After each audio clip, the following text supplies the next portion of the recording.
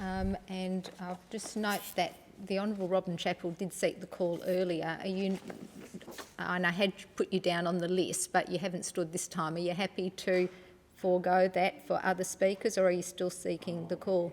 Okay. I'll give the call to the Honourable Martin Aldridge.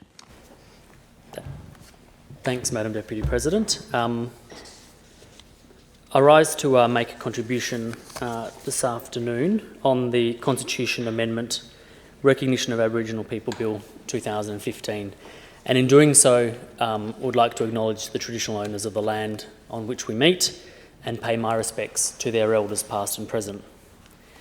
The bill before us is of great significance to our state and to our people, and probably one of the most important pieces of legislation that I have considered in my short time in this place. I must first pay due recognition to the member for Kimberley for the role that she played in initiating this bill, and I think I agree with all of the speakers that have gone before in terms of this bill being known now and into the future as the Farrer Bill. I'm sure that this hasn't been an easy road for her, bringing a bill of any type to the Parliament in her first term as a member, and particularly a bill of this significance. In preparing for the debate today, I took the opportunity to go back and have a look at some of the contributions that were made initially in response to the 2014 version of the bill.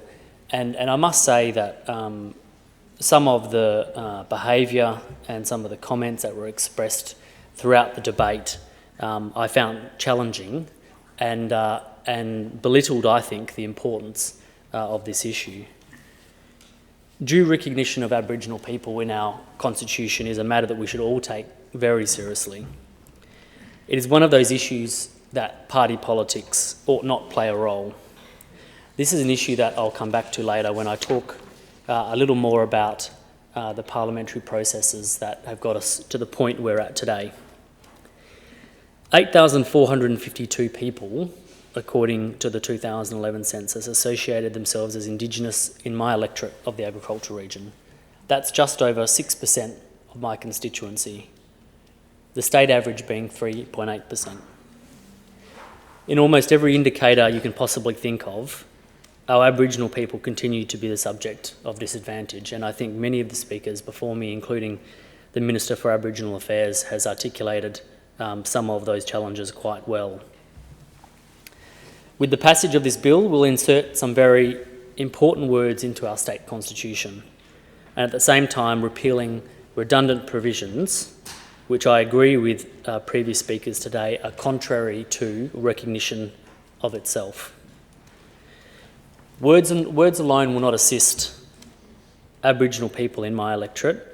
We all have enormously privileged roles in this place, and for those a bit closer to the front, some very powerful ones.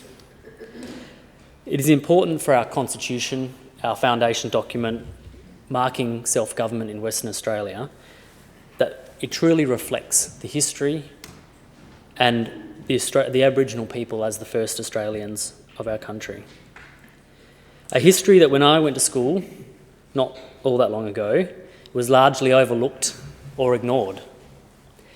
It is important that we recognise Aboriginal people as the first Australians. It is important that we pledge to do more, but first we must understand the history before us and the challenges that we have here and now. When the member for Kimberley introduced her bill in June of 2014, I recall my parliamentary colleagues making it a priority to attend the chamber in the other place. It was a significant moment not only for her, but for the Parliament. Later that same year, debate on the bill ensued, and I think, if my memory serves me right, that was early to mid-November. Around that same time, we received a briefing in our party room from very senior public servants from the Department of Premier and Cabinet and the Department of Aboriginal Affairs.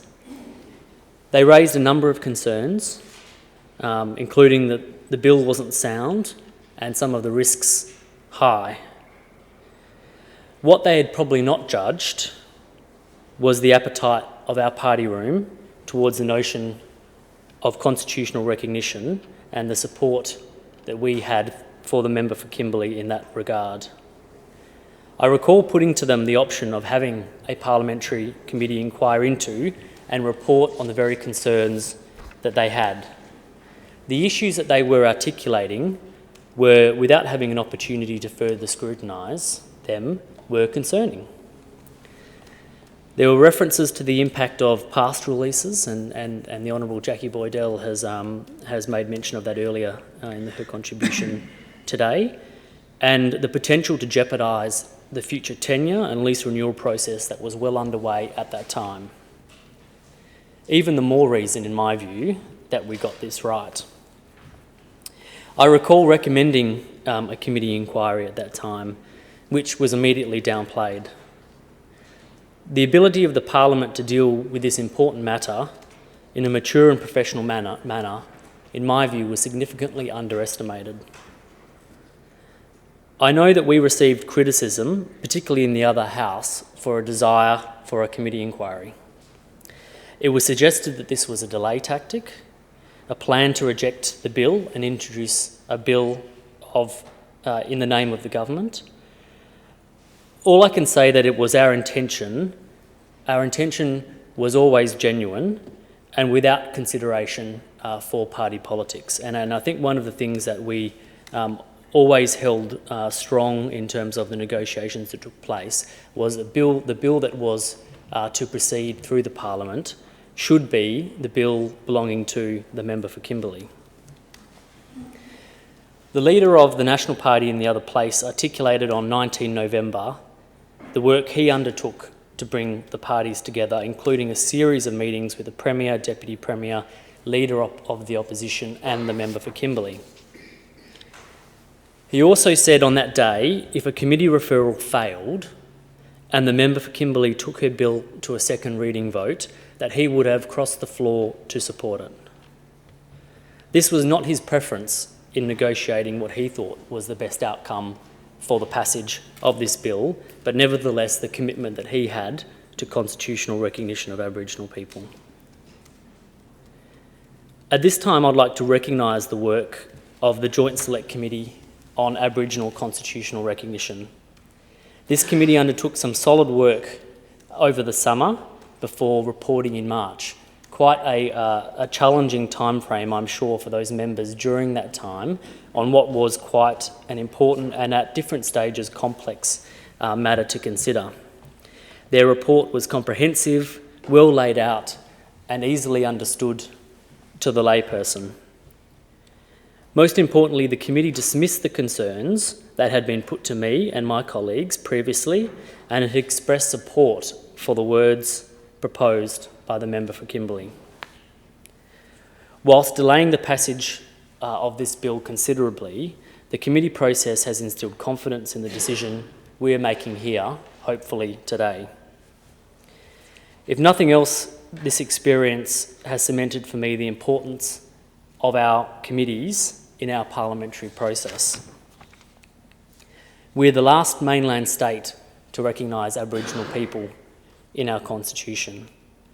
Even more reason that we move swiftly with the passage of this bill and continue the conversation on how we effect a true and long-lasting reconciliation. I pledge, for whatever time I serve in this place, to ensuring that our First Australians enjoy in the opportunity and prosperity of this land that we all call home. I commend the bill to the House.